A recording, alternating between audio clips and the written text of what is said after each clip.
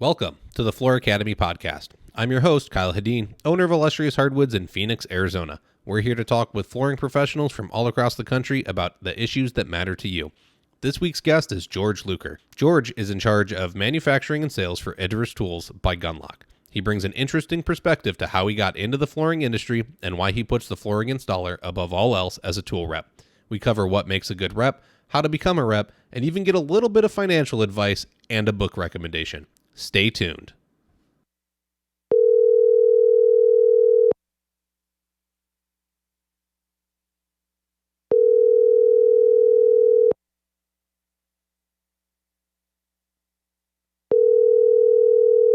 George Luker, are you on the line?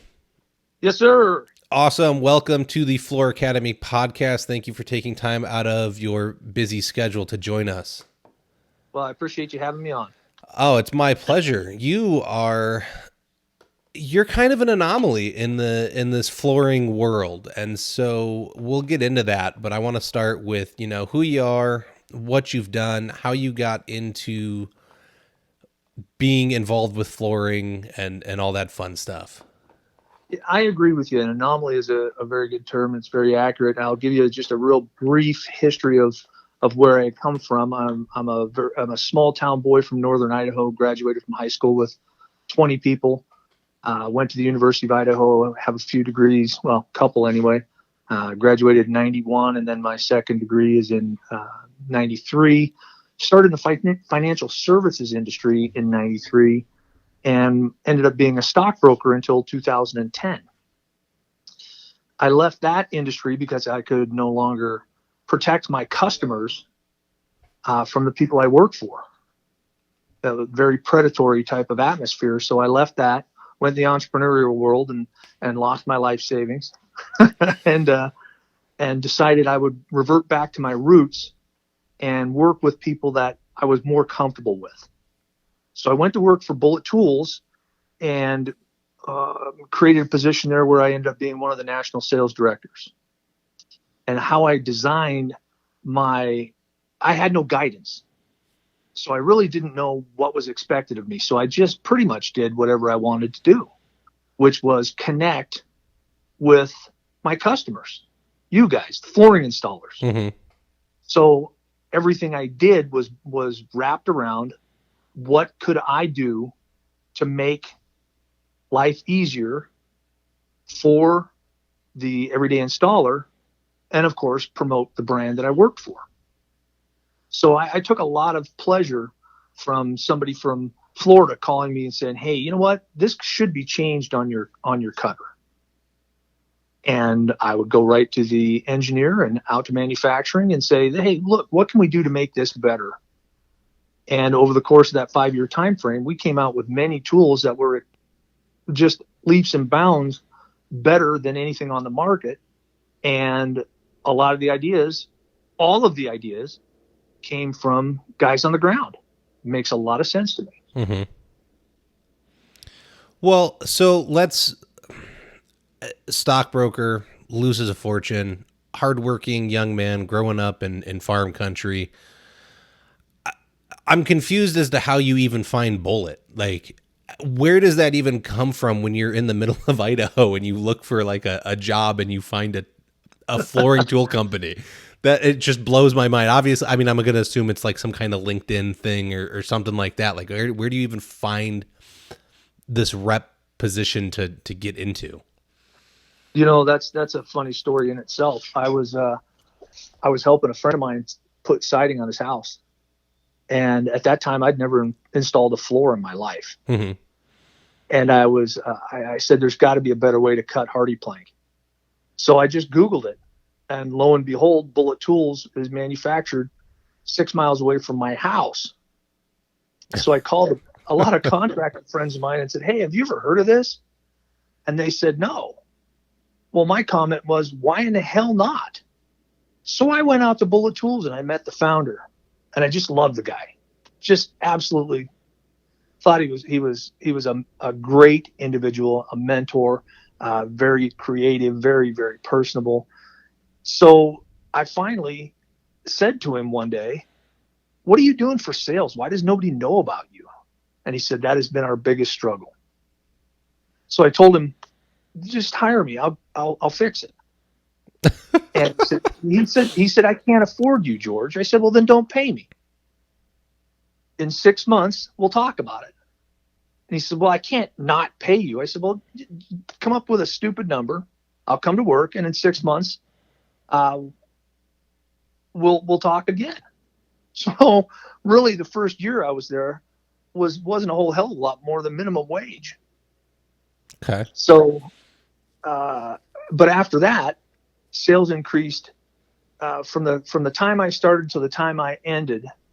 Sales were up somewhere in the four to five-fold range in 5 years. Wow. And I can't obviously take full credit for that. It was a joint effort. I had a absolutely amazing mentor in the areas that I wasn't. So he was East Coast in Canada, guy that's been in the industry for 40 years, and I'll give him a shout out, John Artizone. Just a wonderful guy and a fantastic mentor, and one of the best salesmen I've ever met. So he taught me a tremendous amount about the industry itself. And I'd like to think I taught him a little bit about connecting with the everyday contractor. Mm-hmm. But he's once again a brilliant mentor. So once Bullet was purchased, I'm not going to mention any names, but they already had their sales staff in place, and I was no longer necessary, I guess you would say. Okay. So now they're from what I understand, every Bullet employee is going to be let go this month, and they're moving all their manufacturing back east somewhere. I really don't know if it's going to be 100% American made like it was in the past. I really have no clue what their plans are with the product, but it's not a flooring company, and the challenges they're going to have. The flooring industry is really its own animal. It truly is a niche type of marketplace. Well, and there's so many sub niches. Oh yeah, and for somebody that's not in the industry and doesn't have the connections, contacts, friendly relationships, they've got a very very steep learning curve ahead of them. So I don't know. I don't know what's going to happen with them. So now I work for another company, and I work with Edurus Tools. Eric Zern is the lead developer for new tools, and I'm the I don't know if you'd call me the president or the lead. I am the guy that's going to be running the manufacturing facility and training reps nationwide. And can I name the company that owns Edurus? We're working with Gundlach, and everybody knows who they are. They've got a very established 100-year-old family-owned company that has all the connections anybody would ever need. So as we produce tools with Edurus, I am going to be promoting said tools with the help of Gundlach and their massive system that's already in place. Okay. Well, so there's a couple interesting things in there. One, you have tenacity, and you created a job when there was no job.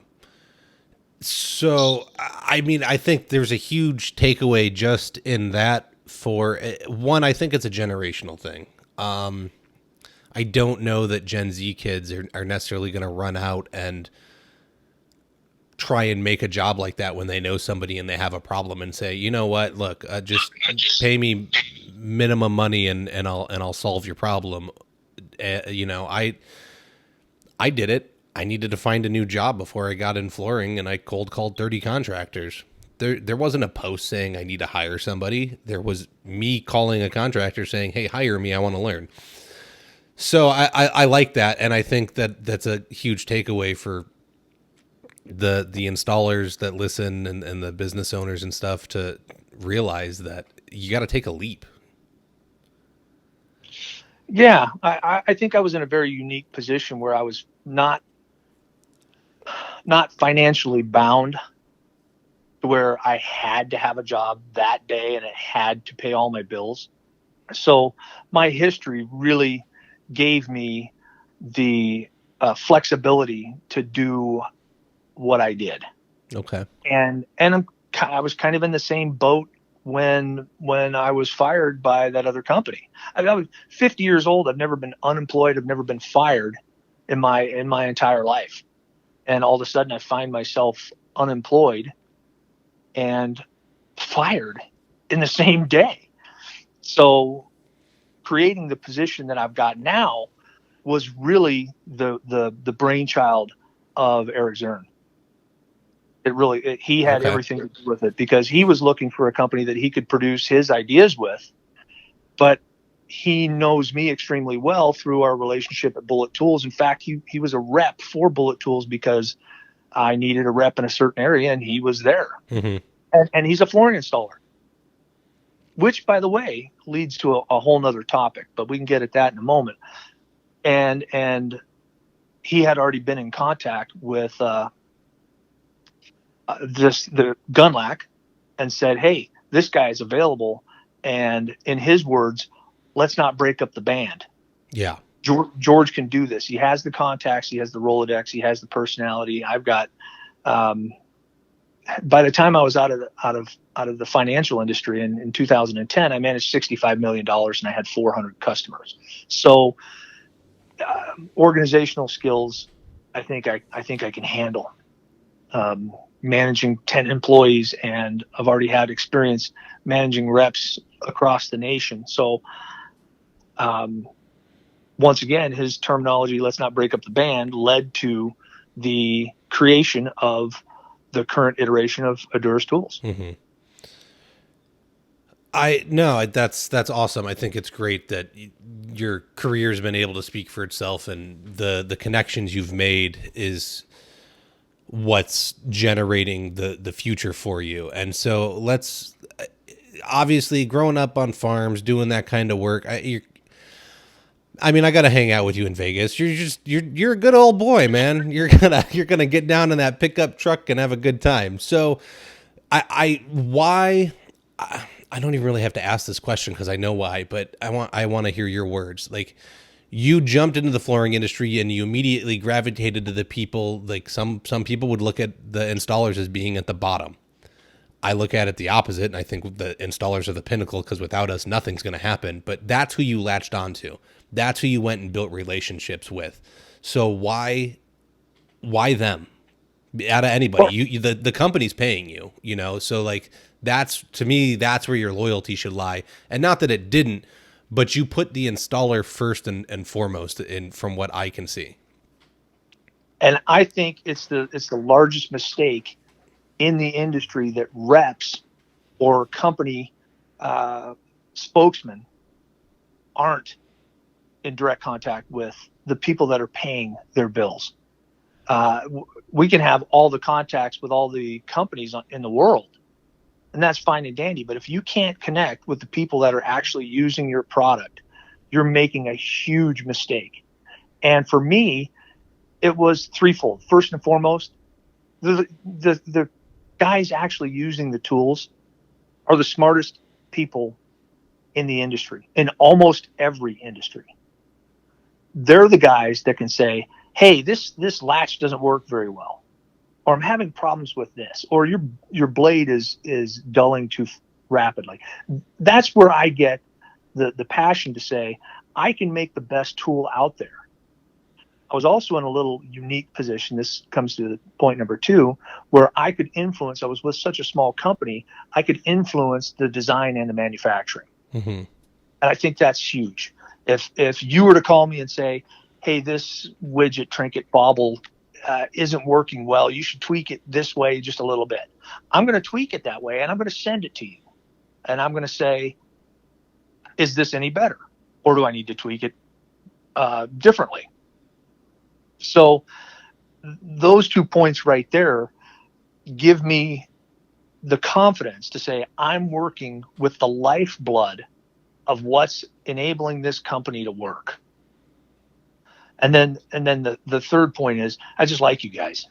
That's all there is to it. Growing up blue collar puts me in a position where I'm more comfortable dealing with installers than I am dealing with company presidents. Don't get me wrong.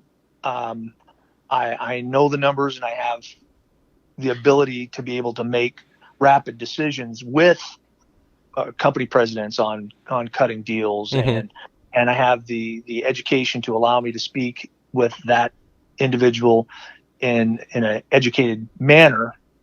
But my history takes me back to my roots of my father working in a brick factory and me throwing hay bales for 3 months a year every year.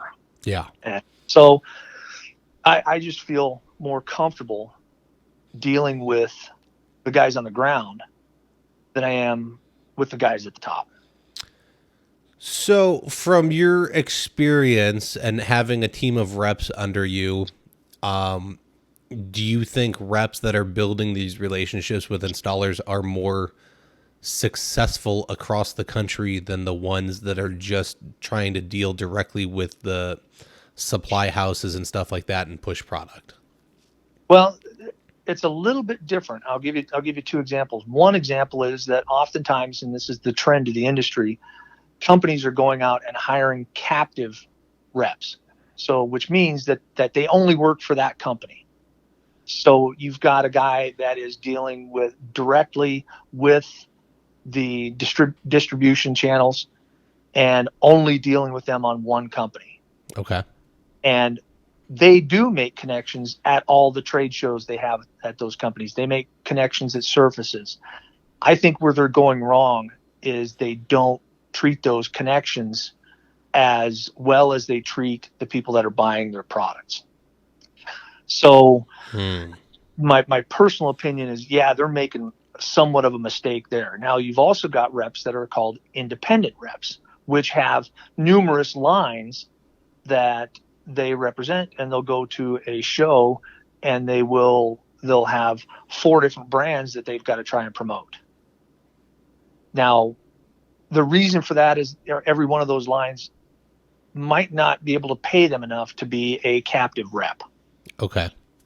So those individuals have it a little rougher, but believe you me, they can make a good chunk of change if they attract the right lines and promote them properly. So those guys have a little harder time connecting with the guys on the ground with a specific brand, because they've got 4, 5, 8 brands. I've seen as many as 12 or 13 brands that they've got to try and promote. And there's probably competing stuff within those brands. They normally don't allow that. Okay. So if I'm working for a blade company, I can't pick up another brand that sells a competing blade.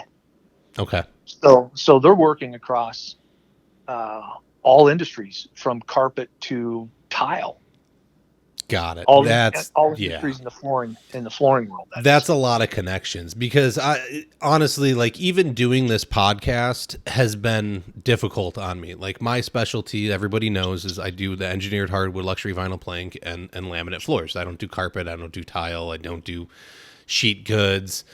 And so for me to spend the time to try and learn about each of these like sub niches of, there's the carpet guys and the carpet reps, and there's the wood guys that do sand and finish, and they have their own little world, and the tile guys have their own little world, and there's all these little things. And for me to try and break in as an outsider, even though my goal is to promote the industry as a whole, it's been rough. It's a lot of people to keep track of. And so I could see where, like, if you have one product in one niche, or one company for one niche, it's going to be a little bit easier to focus on those relationships instead of trying to please an entire market and work with everybody. So yeah, I mean, that's tough if you're given 13 brands and you got to build 500 relationships instead of, 100 relationships, and just focus on that.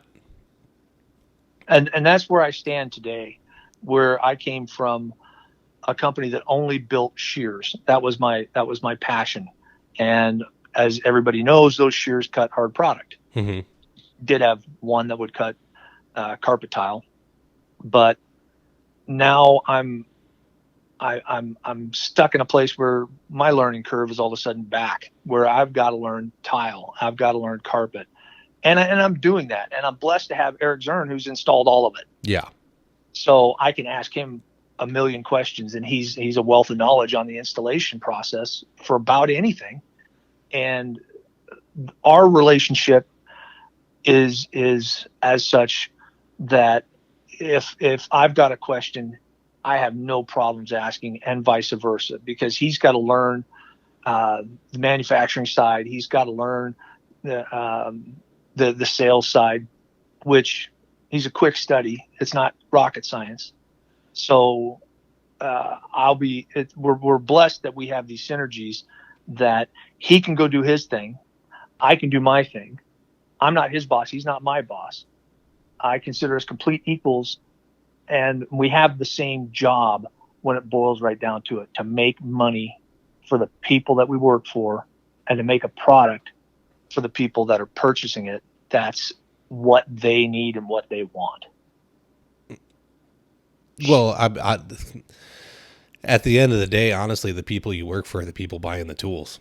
Yeah. Which when you boil it down to like its simplest form, like I know you have bosses and stuff with where you're at, and that's who you're referring to. But at the end of the day, you're making tools for people, and they buy them, and that's where all the money comes from. So if you're building the relationships at the bottom of, and I don't mean that installers are the bottom of the pot, but that's the end line. That's who's getting it after everything else. And then you're listening to their feedback to give them something they really need. Therein lies the difference. I agree. I think you're spot on when you say that the top is truly the guys that are using the product. That is the top. So if you're an installer and you purchase something from Edurus Tools or Gundlach or whomever, you're the lifeblood. Therefore, you are the top. And you have to have some say in what that product's uses are. If Ken Ballin came to me and said, "Hey, look, we've got a problem in the tile industry, and this is something that I think we can rectify very simply by doing X, Y, Z." Well, he can give that idea to Eric, and Eric will sign a non-compete, and he'll sign a contract to pay royalties to whomever to produce that product. And it's a win-win symbiotic relationship where the guys at the top, the installers, get a product that they need manufactured in the United States by a company that's working for them, and then they have the ability to purchase it through a global name like Gundlach, which has distribution everywhere. So we're in a very unique situation, and I'm excited for the opportunity.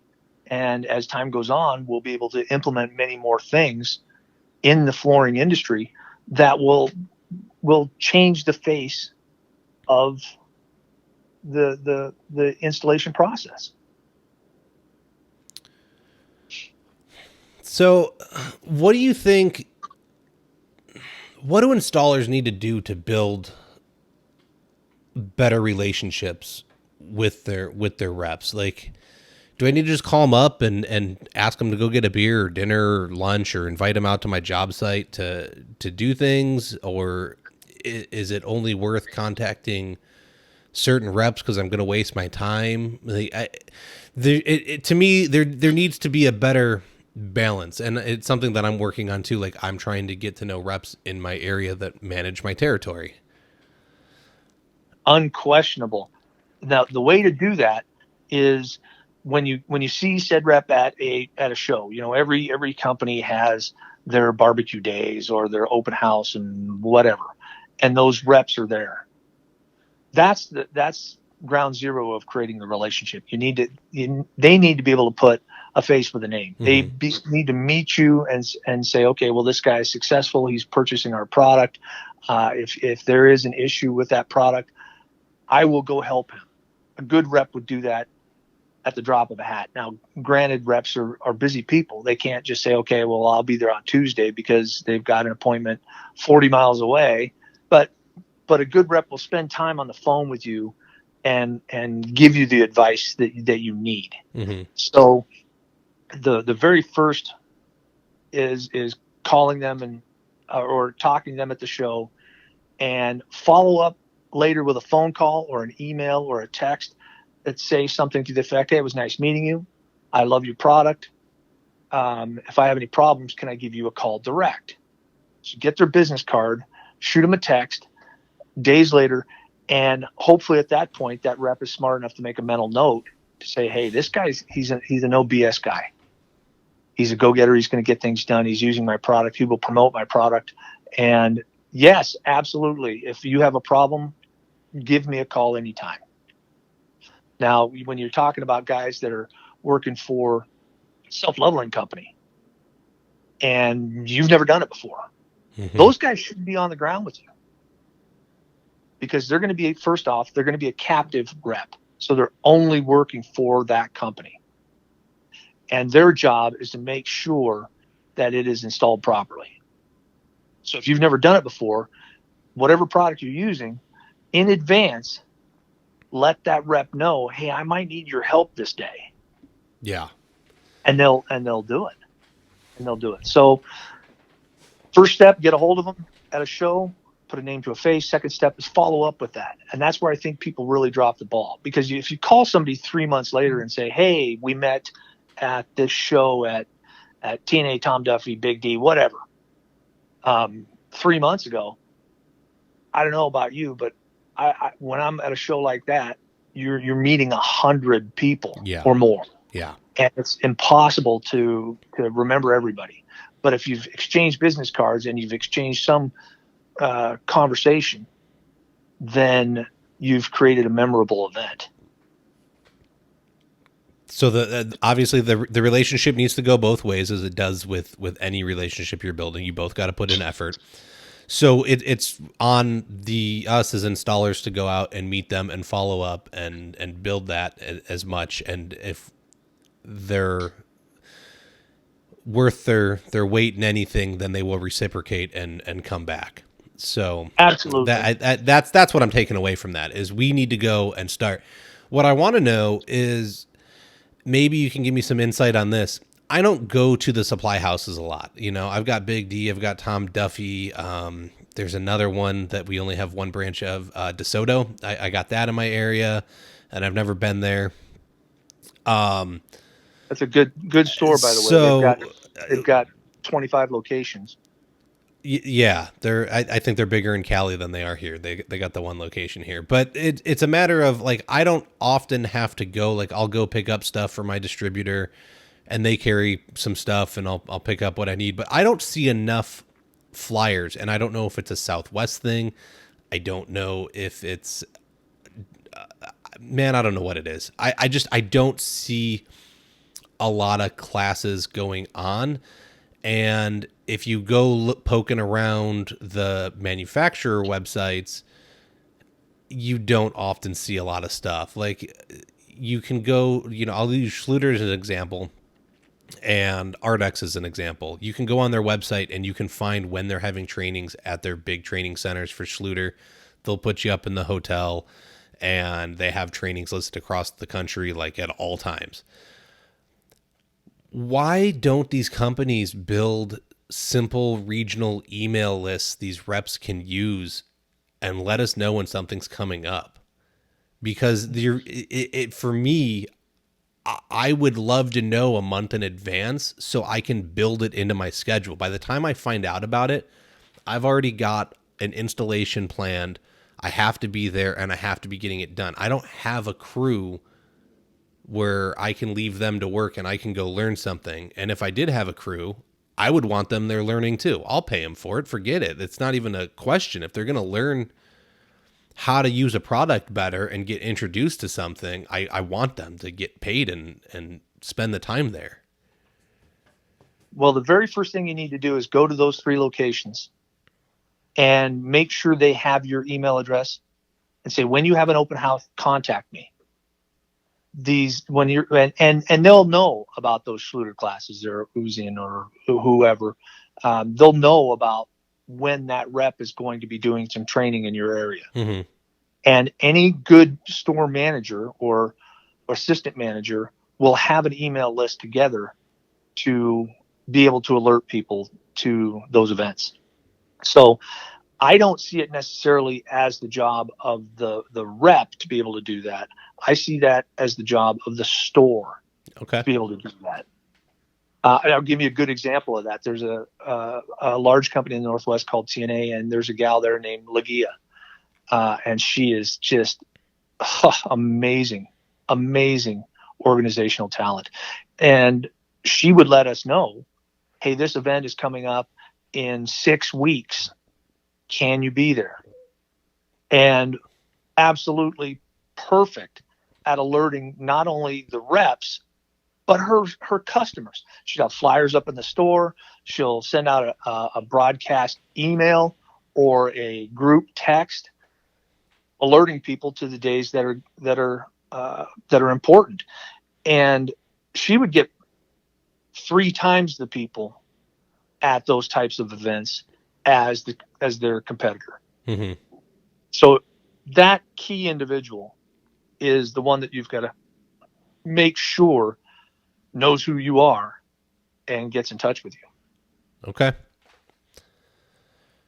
So, yeah, no, we need to go out. We need to build the relationship just as much and find where that list is, who has the information and is distributing it. Because that's been my, like, look, I'm on the Tom Duffy email list. Like, I get the stuff. There's an Ardex thing coming up. But it was like a week and a half notice. So I don't know if it was just planned and that's how it was, or if it's, that for me, I would prefer like a month, but that's just kind of how I'm wired. Like, I need to see things far ahead. Some guys can do it last minute.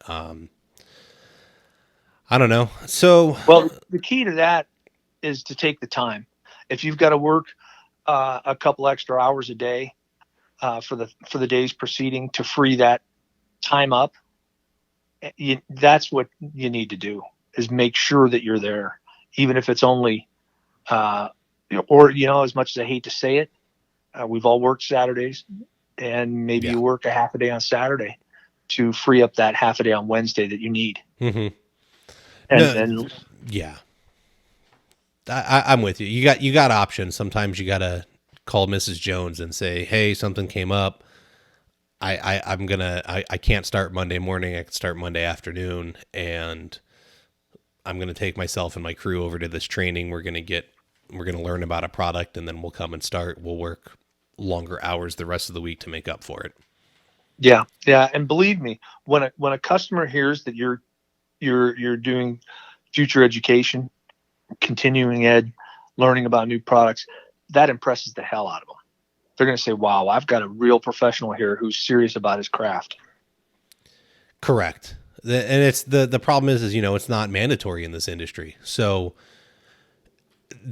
you are far outside of most installers if you are actively seeking this stuff out and going to it and getting it.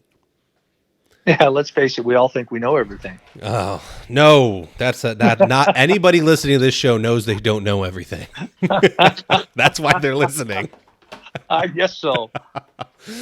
But that's you're getting to that's a great point too, is that we don't know everything, and you don't know who's going to teach you something you don't know. So why not get out there and build those relationships, let alone you're going to be in a room full of installers that are also seeking education. Who do you want to build a relationship with? You want to go meet the guy that's fighting for the job at the workroom, or do you want to go with the guy, and build a relationship with him when he's out there at the training with you? Well, absolutely. And we've all been extremely busy before, and those relationships that you create with that other professional are huge when you can call them up and say, hey, look, I've got this job, or I need a hand, i.e. Chad Lewis and Kevin Graffis. Mm-hmm. I need a hand this day. And you've got somebody you can call that is a true blue pro that will help you out. Or at very least say, oh, you know what, I've got this helper Brad isn't doing anything today. So, hey, let's send him over there. Yeah. So those relationships, and everybody gets a job that's too far away. And you can say, well, I know a professional installer there. Let me get you, let's create this lead for said installer. And he'll hopefully, he or she'll do the same for you at a later date. I don't want to drive 40 miles every day for this job. It's closer to you. Go check it out. And you build that relationship that says, I can trust this individual to do what he or she says they're going to do, and they're going to do it right. Correct. Nope. It's all, man, it sucks. It's all who you know, not what you know. Not that what you know isn't important, and if you do a great job, it's going to help, but it really comes down to it's who you know, because they're going to take care of you. Yeah. And vice versa. Yeah. And well, yeah, you got to spread the love around for sure. So how many times did you, I mean, you got friends all over because you traveled around a lot. And obviously, you know, people grow up, they move around, things like that. How many times did you as a rep have somebody, you know, start talking about they wanted a floor or something while you were doing that thing, and you said, oh, I know a guy in the area, call this guy up? All the time. I'll pretty much, I wouldn't say every day, but I'll give you an example. This morning, somebody on a Facebook page said, hey, I need a lot of this product, and I need a good product. Well, I texted a rep in Northern California, Clay Harris, and said, hey, I need to know the name of somebody that can help my friend out in Illinois. Mm-hmm. And I got an immediate response, and I got that contact information to that individual in Illinois, and hopefully he'll follow up on it. So those are the kind of things that those relationships will enable. And literally, it isn't every day, but it's darn close. Yeah. Well, that's my point look, not only are you going to have someone that can inform you on the products and make sure you're using them properly and train you on them and keep you up to date with what's in the pipeline there, but that's just another connection for somebody that needs potential floors. If you don't think that rep has friends outside of the flooring world, you are kidding yourself.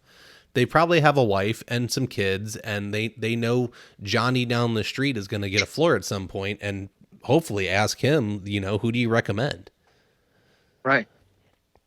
So it's just a smart business decision to go and build these relationships, in my opinion. Unquestionably. Well, so why? Okay, if I now let's say I want to get off the floor, I'm sick of it. I've been doing it for 35 years. My knees are getting shot, and I'm done. I've noticed a lot more companies coming around, and they're looking for the guy to get them off the floor early, or they're more apt to hire a flooring installer to rep their product than just some Joe Schmo sales guy. Well, that's where the relationships come in handy there, where you're looking, if you get to know the rep.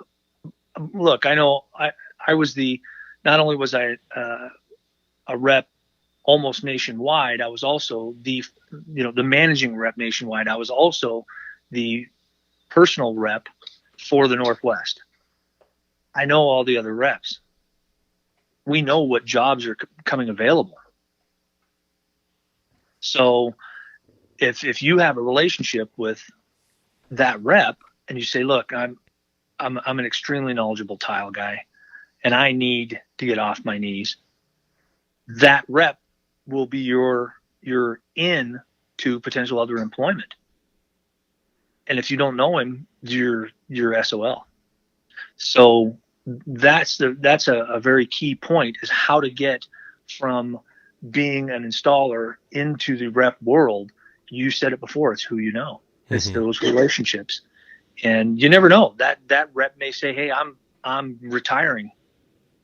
I'll recommend you for the job. Or, this guy's retiring. I'll recommend you for the job.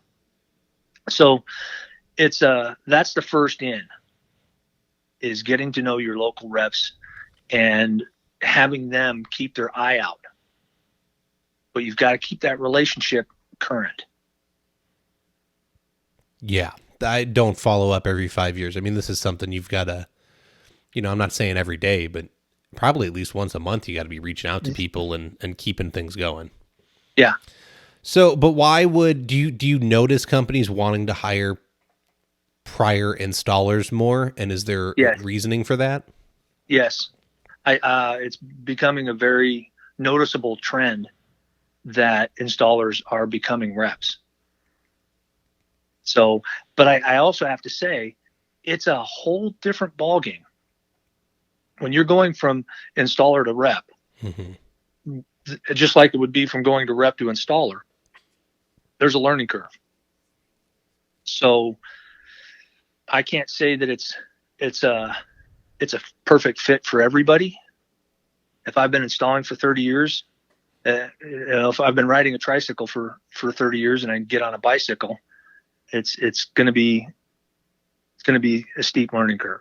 Yeah. So I would say that if you're going to do it, you've got to be damn serious and damn dedicated, because being a rep is not easy. One day you might be 30 miles away. The next day you might be on an airplane. The day after that, you may be traveling from that location 40, 50 miles away. So you've got to be extremely well organized. And of course, most installers are, because they've run their own calendar for decades. But it's a little bit different when you're working for someone else and repping their product. Mm-hmm.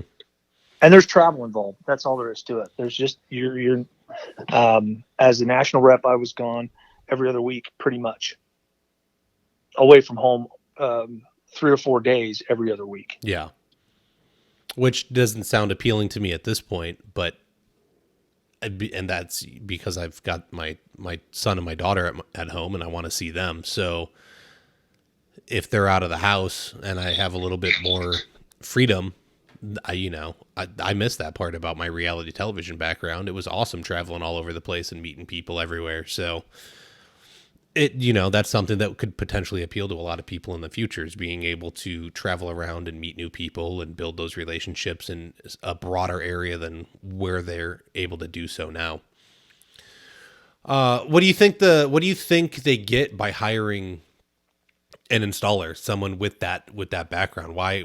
Where's the benefit over hiring someone that's like just trained in sales and proven to really hit those numbers and move product? Well, you guys know what you're doing. The rep doesn't look. I've only installed a few floors in my life now. One of them, Restaurant Impossible, with Roland Thompson and Chad Lewis, C. Lang. I mean, what an incredible experience, because they're a wealth of knowledge to a guy like me. So you've got an instant leg up, because when somebody comes in and says, hey, how do I install this wrap or this nose or this transition or this product, you've probably done it. And you'll be able to help that individual do a proper job.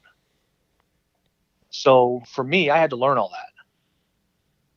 And I'm much more apt to say, this is the product you need to use for that specific application, and not, this is the application you need to use for that specific product.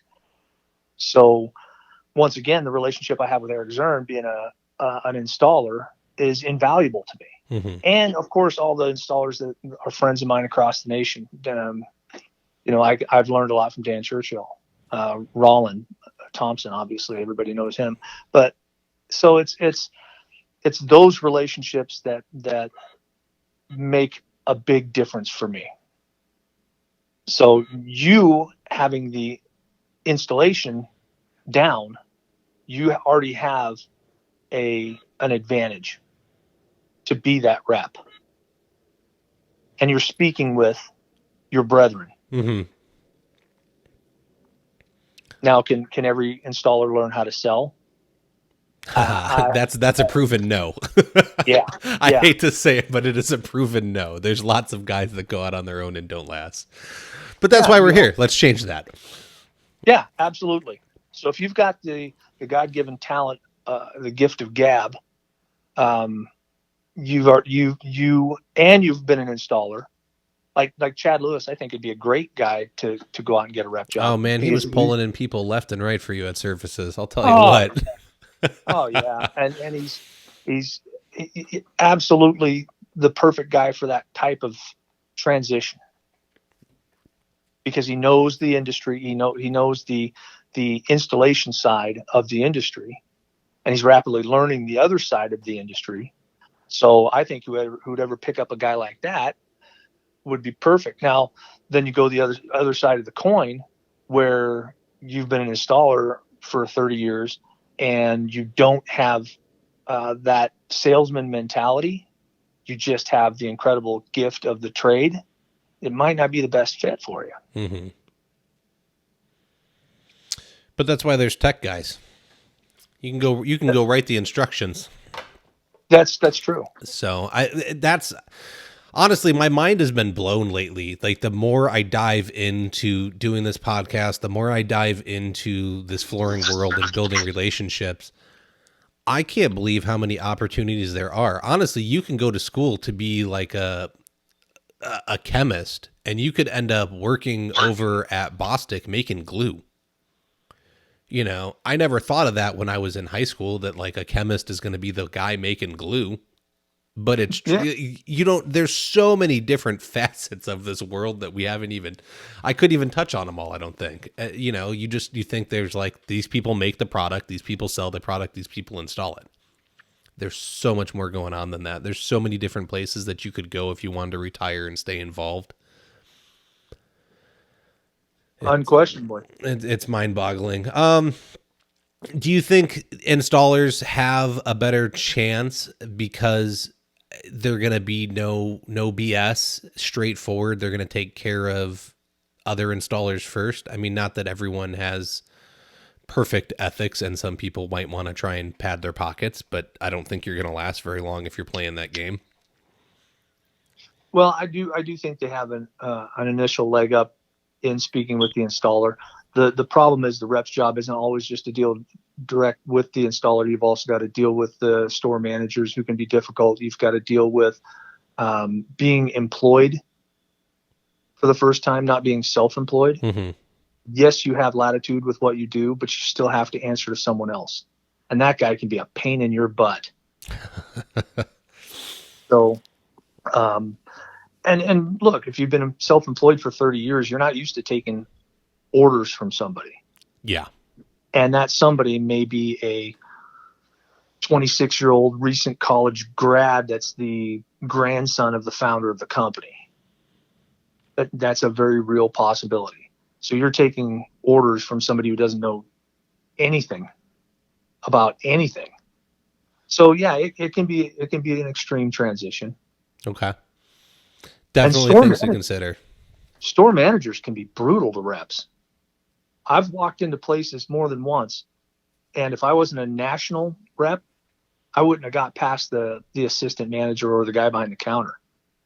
When you walk in as a national rep, you instantly get some recognition.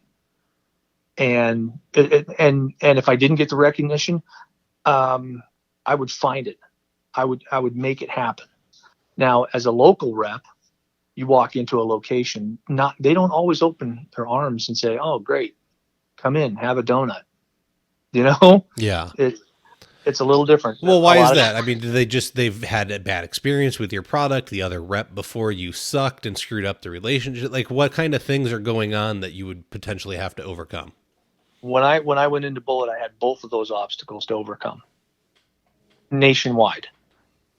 But that the key is that you have reps in your office or in your location every day, and you don't always have the time to deal with said rep. So you need to make sure that before you go in, you have called that location or texted the manager or emailed the manager, said, "Hey, I'm going to be there at 10 o'clock on Tuesday. Is there anything I need to bring with me? Do you have any questions about anything? And is there somebody you want me to meet with?" that will instantly gain a little respect from that manager, because he or she is knowing you're respecting his or her time. So if you say, I'm making this appointment to help you, then that manager will instantly show a lot more respect to your time because you're respecting his or her time. It's funny how it's simple. It's respectful. It didn't require a lot of thought, and yet it's not done. Right. It's the way to translate that into I'm an installer and I'm running my business is, and I need to work on this. Call the day before and confirm the appointment. Yeah. Make sure, is there any, like, did you want me to bring samples again? Did you pick any specific out so I can bring full size samples? What about texting when you're on your way? Give them the 15-minute like window of, hey, I'm on my way. I'm going to be there about this time. If you're running late, shoot a text. Let them know you're going to be a couple minutes late. It's exactly right. How you just have to consider this is Mr. or Mrs. Jones, who is you're installing a floor for, is your customer. Mm-hmm. You have to treat these store managers with that same respect because they're your customer. Yeah. So you're not going to show up to Widow Jones's house at 7:00 in the morning unannounced. You're going to hope she has pants on and has the time to see you. Mm-hmm. Same thing with the manager. You're going to want to make sure that they're going to be in the office and they have time to see you. Yeah. I've seen some discussions in one of the flooring groups that's more for like dealers where the store owners start talking about how they get annoyed when the rep just does a pop in. And it's one thing if they pop in and they don't need you and they just want to check like the display and make sure everything looks good. But if they're coming in and they're popping in and then they want to try and get 20 minutes of your time, you're not scheduled for that. Right. You're throwing off my day, and it's kind of rude. I've got things to do. Mm-hmm. It's going to be the attitude of the store manager. Yeah. Now, oftentimes when I would pop into places, I did exactly that. I would dust off the display, and they would obviously notice I was there. And if there was, I'd say, "Is there anything you need from me?" And if there wasn't, I would say, "Thank you very much," and I'd move down the road. Yeah. That's a different approach, though. Absolutely. That's making an appearance to make an appearance and be seen. That's not popping in and then trying to get another 20 minutes to push a product. Exactly right. And it is an important aspect of being a rep. They want to know that you're available if they need you. Mm-hmm. And they want to know you're serious because you're dusting off the products that are on the shelves or facing them or whatever you're doing. I think that is an important aspect.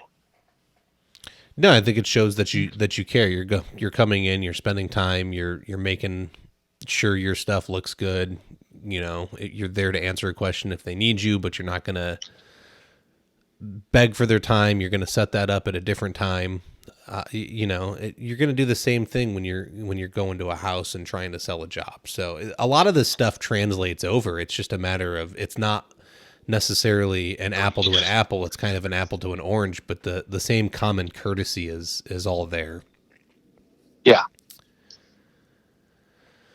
I don't know, man. What do you got for me? Wow, me, George. I'm running out of thoughts here. I'm gonna put you to work. Well, you've kind of picked away all the information in my poor little brain. But maybe not. Go ahead. What I would say is it's up to the industry to fix itself when there's a problem, and you guys are the industry. So if you've got an issue, and I know something like transitions right now are a big issue nationwide because companies are failing miserably at that. Well, as a whole, we've got to find a solution for that. And if you've got a need for a tool, because I can tell you, engineers that make the product that goes on the floor don't install that product. So they're going to say this is the best thing in the world, but it's a pain in the butt to install. Mm-hmm. So as an industry, we've got to rectify that situation. I'll give you an example. There was a few years ago, a group of engineers approached us at Surfaces and said, hey, we've got this product that's infused with diamond, and you use a blade on it. It's a score and snap product, and your blade is dull in 3 cuts. And they were in a panic because they couldn't figure out how to cut the stuff. Well, that's a problem. Well, we rectified that problem with a shear. So in a nutshell, what I would say, the industry should revolve around the installer. And it's up to installers to make sure that's the way it works. Man, you're preaching to the choir here. I love that. I love it. I love it. I love it. I was just on Facebook Live last night going on a rant about how the installation crisis is our problem to solve. We're the front line. You can't expect a manufacturer or the supply houses to fix the installation crisis, or even the stores. It's not their problem. It's our problem. We're the installers. We have to fix it. We have to make this trade look sexy again and show young kids that they can make great money. That's on us. So I love it. There's, we as installers have to own this industry. I saw tons of installers at Surfaces, but I think there needs to be a bigger presence at all the trade shows like that. Yeah. So, honestly, you know what, dude, you handled a lot of money. You did the stock market thing. What do installers need to know, man? Like, there's always guys, I don't make enough money. I can't do this. I can't do that. I'm never going to be able to retire. I have to install till I'm 90. I'm going to install up until, I've been in my casket for 15 minutes. You've obviously got some knowledge in that field. And I know you told me personally, like you lost everything, dude. You went broke and now you've rebuilt yourself. So you wouldn't have been able to do that without some kind of education with money. So let's get some quick tips from George Luker on, like, what do I do to diversify my funds? How do I make sure that I, don't, I'm charging enough. I'm investing it. What do I got to do? Like, what are some quick basic tips? Well, the very first thing, being self-employed, you want to have some sort of a tax shelter, whether it be a SEP IRA, individual IRA, Roth IRA. You want to have some semblance of pure capital retirement. Second thing is, I've seen a lot of installers nationwide, and I don't recommend this because it's not my forte, but I've seen a lot of installers nationwide find a house that's for sale, and they have the ability to go in and do a lot of the work to fix that house up and rent it or flip it. Mm-hmm. Right now is, in my personal opinion, in my area, not the place to do it, because it's just hotter than a pistol in Coeur d'Alene, Idaho. So, but there's always those opportunities in life.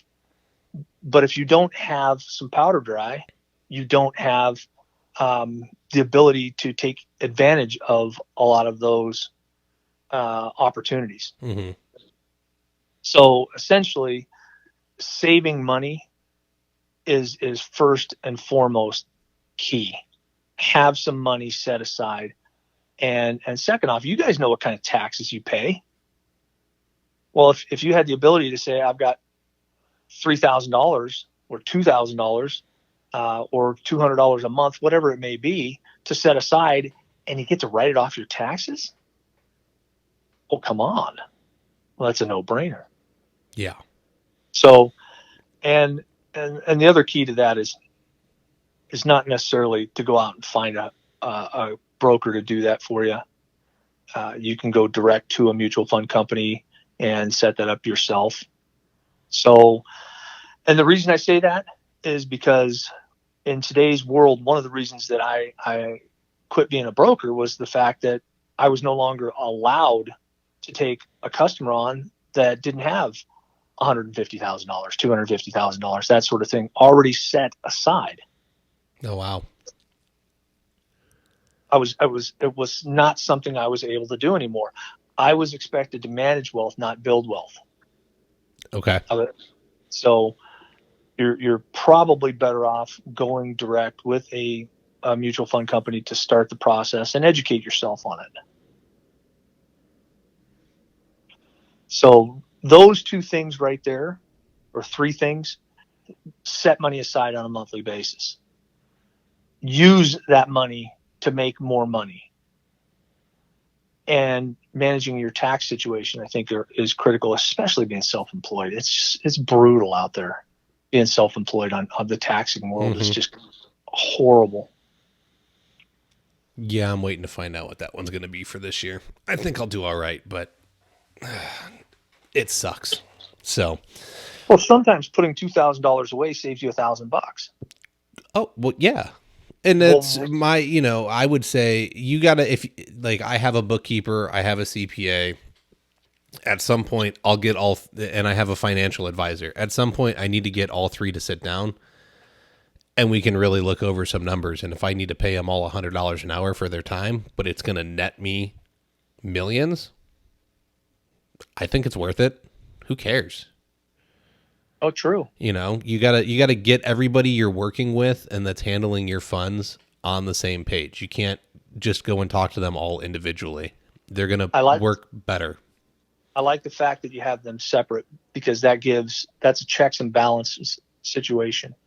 Never have anybody that's doing your taxes manage your investments.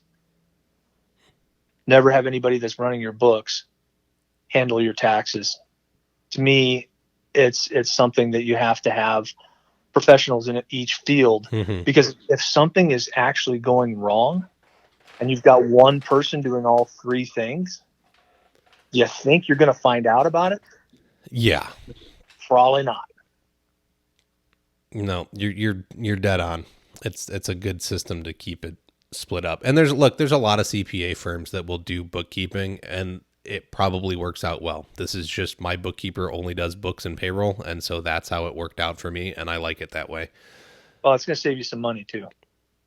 Those CPA firms that do books are going to be most likely more expensive. Oh, for sure. For sure. So. You got a book for us? I want to know, like, what a lot of the stuff you're saying, like, I can pick out of different books I've read. But if you were going to throw a book at us to be financially wise, you got one you would throw, or a couple? Well, the very first one would be The Millionaire Next Door, and it's a 20-year-old book, so it's going to be a little bit dated. I don't know if it's been updated or not. Okay. But The Millionaire Next Door, and if it's going to kill me, I think it was written by Jeremy Siegel in the 90s. And that right there is just a basic, simple guide to living a frugal life. And look, I've in my lifetime, I've made a lot of money.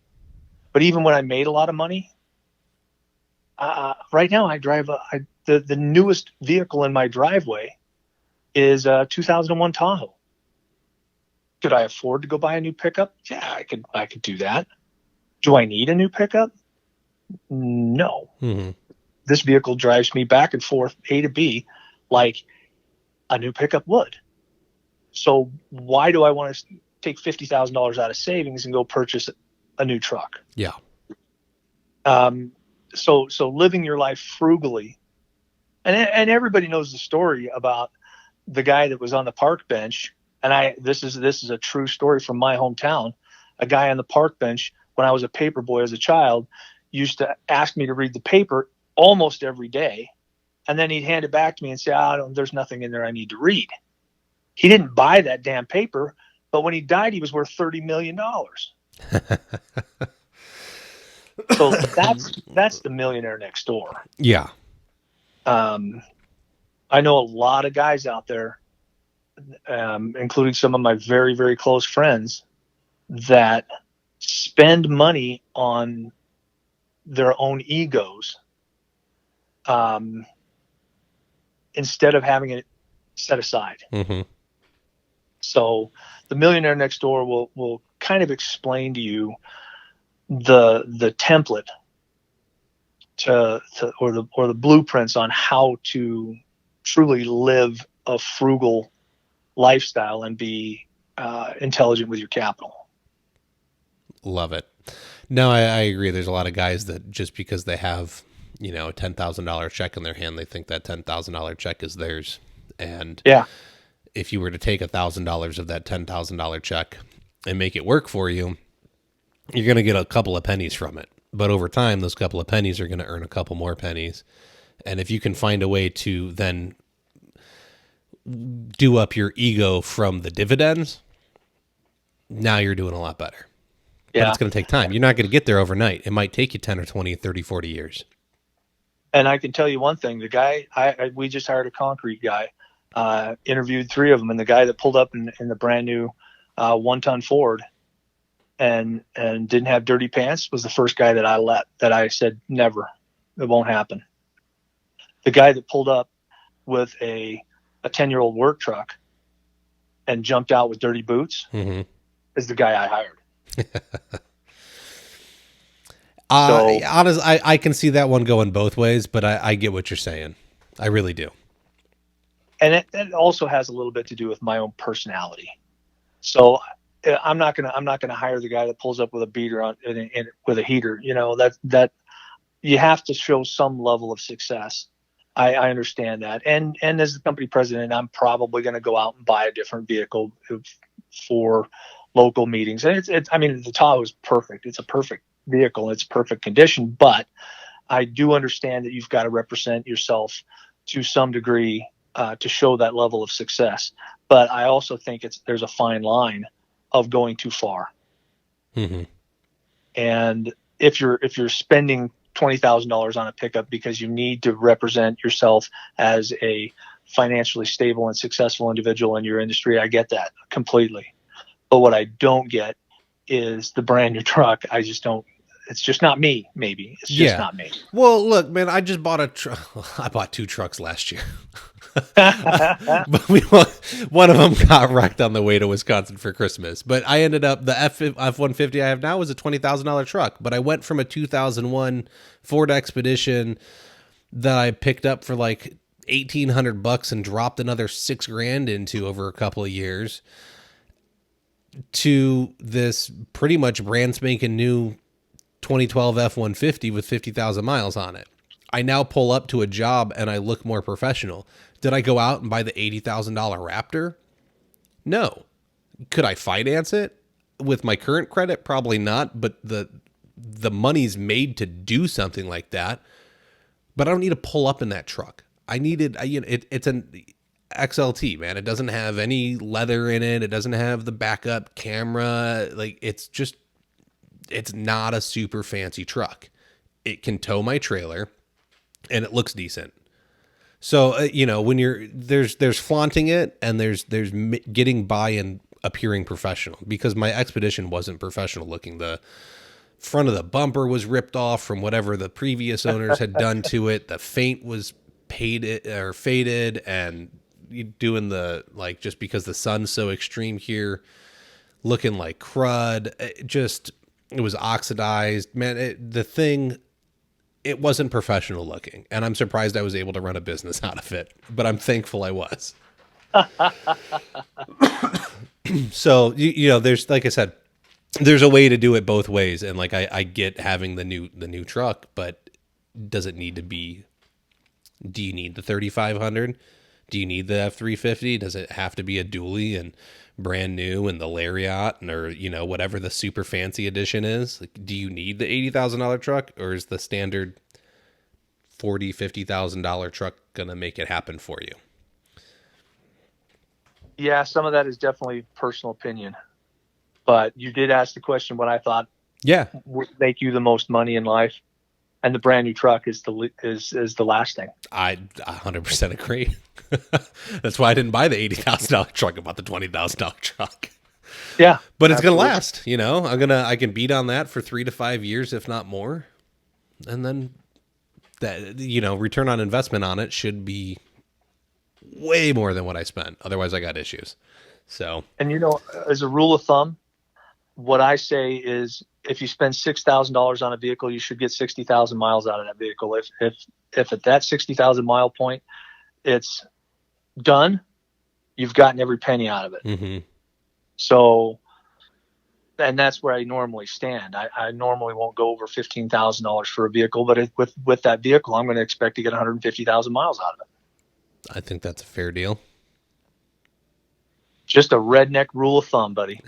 I love it, man. See, there's the best piece of advice, everybody, right there. Forget the book, forget the money, forget becoming a rep, building relationships. $1,000, or what is it? You're looking for 10,000 miles for $1,000. Yep. That's it. Absolutely. That's the back roads hick advice from George. No question about it. No question about it. Oh man, awesome. If anybody wanted to reach out to you and get some advice, point in the right direction about something, has questions about tools by Gundlach or Edurus, how do they get a hold of you? Well, first and foremost, I'm always available on private messages on Facebook through the.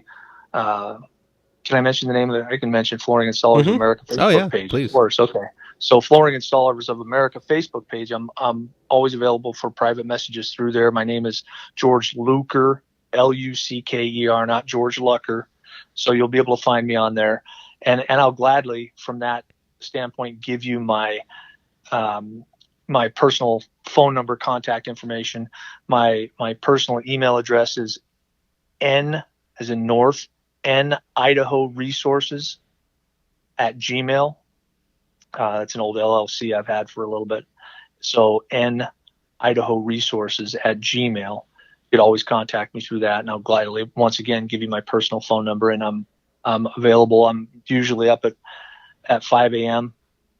and available until about 7 o'clock at night. I have to have that dedicated wife time after that. I'm an empty nest, so I don't have any kid duties anymore. But I'm an open resource for whomever needs me, and always have been. It's one of the I think is my strengths, is that I make myself available. That is a key factor. You're gonna turn people off if you're not available. So 100% agree. Awesome, man. I appreciate it. I look forward to what you and Eric are going to produce. I hope that ball continues to roll forward. I'm really excited about the shear I was able to see at Surfaces. I think that's going to be a game changer, because the current setup drives me up a wall. It doesn't make any sense. I agree. And let me throw a little bit of a shout out for that thing. Once again, from my redneck roots, I understand what that tool needs to be for the current installer. And a side mount type of metal brake shear has been something this industry has needed for 20 years. And so it just makes sense to me to take that type of shear and use the same action as you would on a chop saw to cut your plank. Makes sense. So anyway, I appreciate you mentioning that, because I think it's something that will change the face of the industry. I agree. We'll give you a little plug, buddy. Just a little one. Man. I appreciate it. All right. No, thank you for your time. I very much appreciate it. You got anything else you wanna drop, or I'll plug something real quick? Anything? No, I think we've plugged everything. All right. Awesome, man. Thank you. I know I will stay in touch, guys. If you're not talking with George about something, he is a wealth of knowledge beyond just repping tools. So reach out. He's going to be able to teach you something. I guarantee it. All right, man. I appreciate your time. Oh, no, total other way. You're doing me the favor. So thank you. All right. You're very welcome, and thank you. Yep. I'll talk to you later. All right. Bye-bye. Bye. That's all the time we have for this week. To keep the conversation going, head on over to the Floored-U-Cation Facebook group. Be sure to subscribe so you can hear each and every episode. We can be found on Apple Podcasts, Stitcher, Spotify, iHeartRadio, and most major podcast directories. Don't forget to leave a review and let us know what you think about the show. If you'd like to be a guest, have questions or feedback, you can email us at flooreducation@gmail.com. You can help support the show by becoming a patron over at patreon.com/Floored-U-Cation. Remember, your education never stops.